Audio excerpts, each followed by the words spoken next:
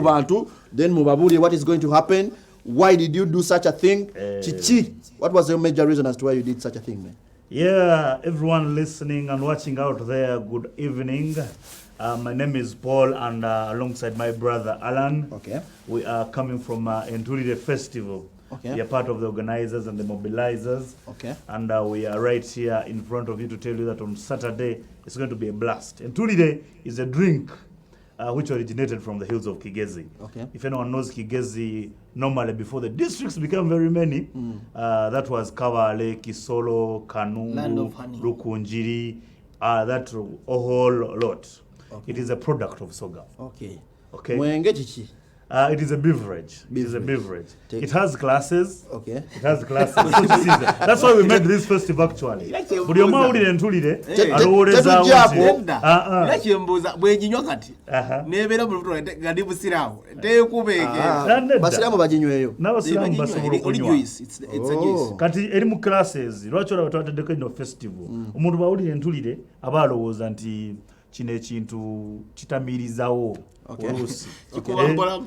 naye tulina mu levels lwaki twakitaddeko waliwo Enturire omuntu gya preparing nga ya nnaku 2 ng'ewoomerera nnyo nga buli omu asobola okuginywa kuba ku mwana waliwo ne tutegeka ng'emaze wiiki eyo nayo ng'ewa eri awo ng'osobola okunywamu naye nga excess esobola okukwatamu n'obeera happy n'obeeramu happy.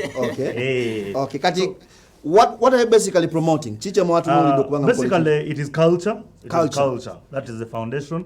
Because this is a drink that we associate with. It's a cultural drink.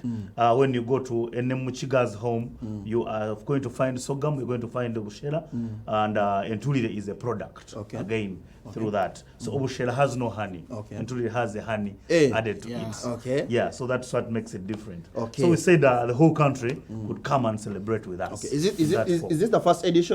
Yes. Yeah, it's our first edition. What was the other, like, Jimakula last year? Because I was there last year.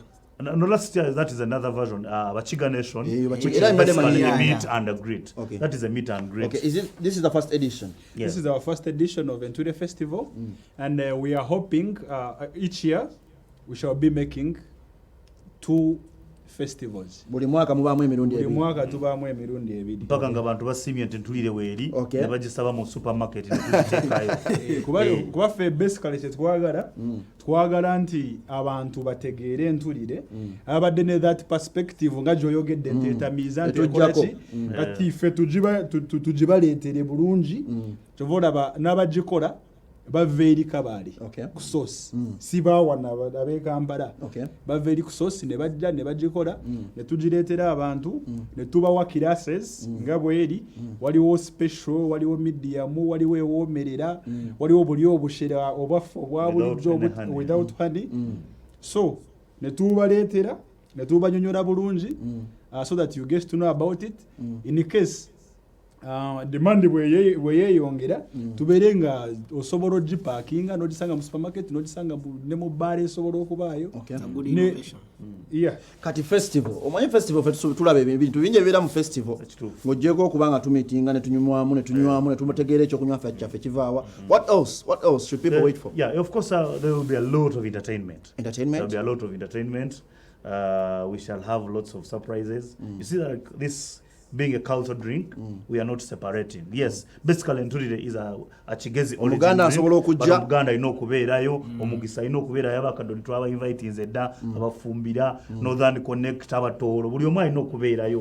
Kubanga bw'oba oyagala kukebera kaseera kali akawomero ojja kunywako, bw'oba otidde Enturire, wano oyagala kutegeera Enturire naye leeta n'onywako. If a person who does beer or any other sodas or any other beverage, they'll be there with a stage that is going to work non-stop. Okay, so just to connect. How much is the fee? Alibirds before 3 it is going to be 5,000. After 3 it is going to be 10,000. Alibird ticket oba bwetinga tezinawera saa 9:15 then wezisuka saa 9 kuba mutwalo miryango gigulwawo saa meka miryango gijja kugulako saa 5 z'okumakya zino z'abantu bange kale olw'ensonga nti tetulina budde olunaku olw'enkya nja kubanzigulawo amasimu straight away nja kubanga aba tickets zino nyingi basebo ne banyabo so make sure you call us and of course tusobola ogera Facebook page za mwone Enturire Festival Facebook page where in nebo yagala kugula ticket, they are there online. Okay. You can follow the link, it is right there on Facebook. Okay. Enturire Festival. How about the number? So kunsomera number ne bakubira for any more details. Kongerezako ku echa tickets online. Mululimi luli because I want to connect with our people from Western. Okay. Konjera ali echo abali kwenda kugura tickets ziri online. Aliho nobaza following it is called www.smarttickets.com. Okay. Aho hariho noza kureba their events ziriho eya mutwa higuru ne ya Enturire Festival. Okay. Then wata samune bande bakwereka aho kugura ticket waza kujigura online. Okay. Ningashi no basa kuhicirira Big Zone Nansana. There is now holdings at Pilkington Road opposite Workers House. Ninga Cash Motel. Yeah. In Boyogerere? There is one in Boyogerere. Yes. Then aine na office mu shauri yako. Okay. Na uno basa kuze ofune ticket uri kwetaga. Ningashi. Finally. Utere namba zesimezi ezindi kuza kuba. Ziseme mu Kiswahili. Unaweza kuzungumza Kiswahili wala uweze? Kiswahili wangu kidogo. Zungumza namba hizo, tuambie namba za simu vile tumalize. But basically you can call 0781 574797. Okay. Come again. 781 574797. Okay. Oba uli muwagizi wa Airtel kuwa 0701 Okay. 089769. Okay. Information ojagifuna Okay. tukulagire kyoyagala kyonna. Okay. Ahandi abahagizi mwena mwije all the way to Enturire Festival uma showgrounds ijana katwaro kawe na bona simi twara abiri go kunywa. Things will be very happy. Okay, it has been a pleasure having you on my show. Abasaba mwena Saturday no tuli ku Enturire Festival ku Uma. Okay. John Black abiri mwenda Crystal Pande nakuzo mwezi nga 7 December. John Black alioni this Friday Freedom City. Tugenda tugende tunyumirwe tuli mu December tuli mu November kuli ya sente. MC Wale is my name. DJ Nick has been on the ones and twos. We are meeting tomorrow as I'm giving out these tickets. Hot seat. Don't let that die. Let's go. Boom.